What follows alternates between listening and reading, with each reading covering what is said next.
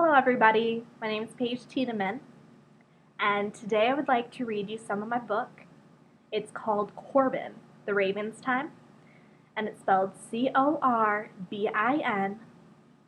and this can be found in written form at wattpad.com, wattpad.com. Thank you, and I hope that you enjoy it.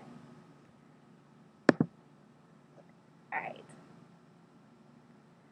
First up is the prologue, which is called The Watchmaker.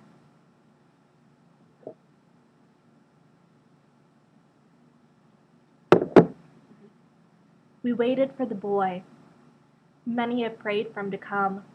The child would bring peace to the world. Beast, drought, and storms, even the people themselves had savaged the land. She was poisoned. Our eternal home lay dying.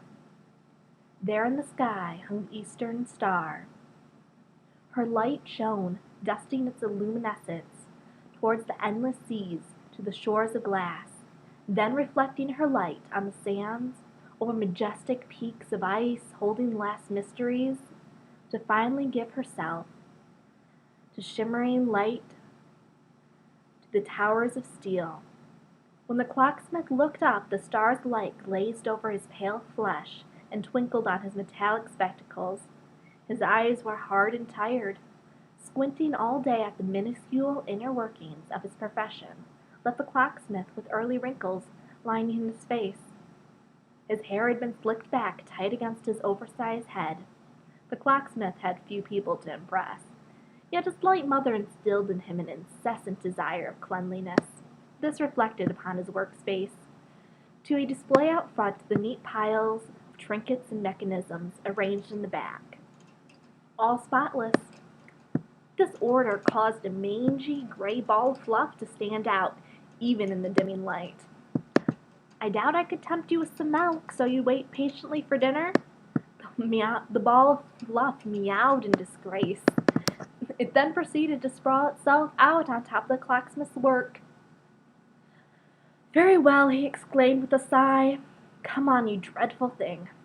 The clocksmith turned off his light and scooped up his cat. The watch shop stood closed. The man proceeded to lock up. A paper alerted his attention. A letter lay with ominous intent on the doorstep. To the displeasure of his cat, the clocksmith tumbled inside the shop to fumble with the light. The letter could not have been there long. The parchment was wet with ink. The clocksmith deduced who wrote the letter. It could only been from one.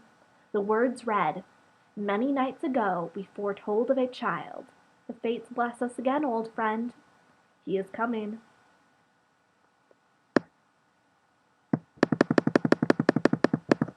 Chapter 1. A Boy and His Sister. Miles away, and years later, lay the dark forest. Even in midday, the branches clouded the sun, causing only wee light to dance around the wood. Shapes of two figures could barely be made out. Scampering of unseen creatures made the smaller figure jump.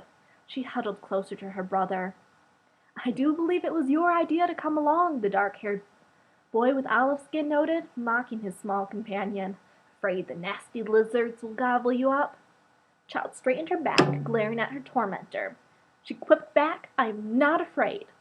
The wind ruffled the leaves behind them, causing a squeak to escape her lips. Besides, lizards can only kill you, she mumbled.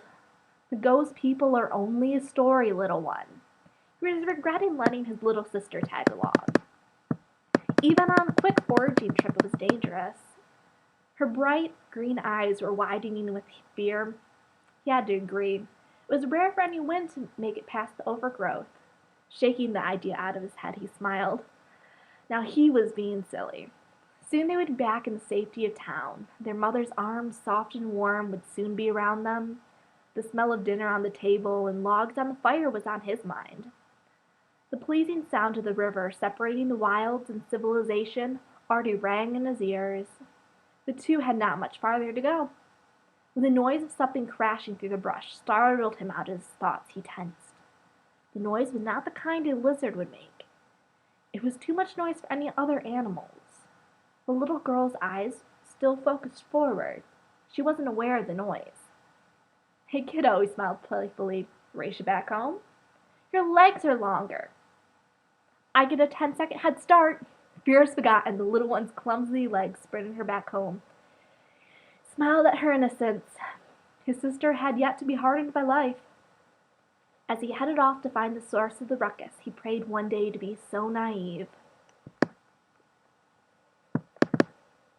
Chapter 2, The Runaway.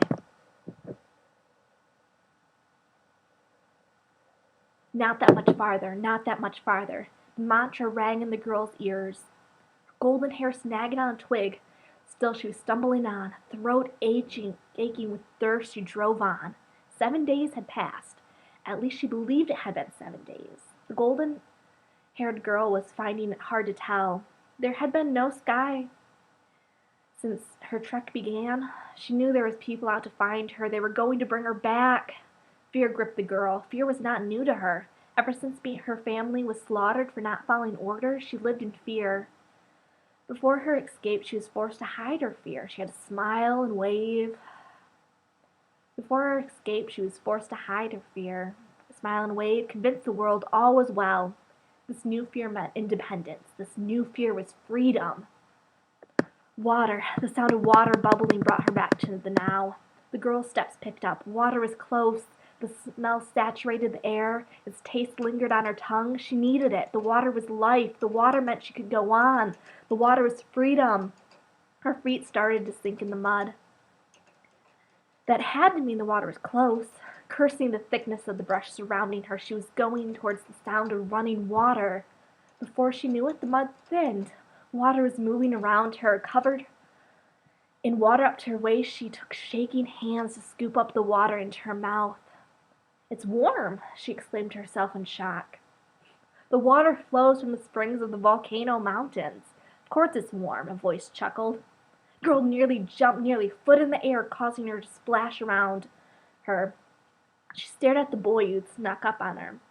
He stood on a root above the water. Leaning on the tree, he seemed perfectly at ease. His eyes were questioning her. She noticed he had an air of confidence despite his raggy clothing. Tall, olive-skinned, with shaggy hair and soft green eyes? She knew nothing of the strange boy. She was desperately hoping he knew nothing of her.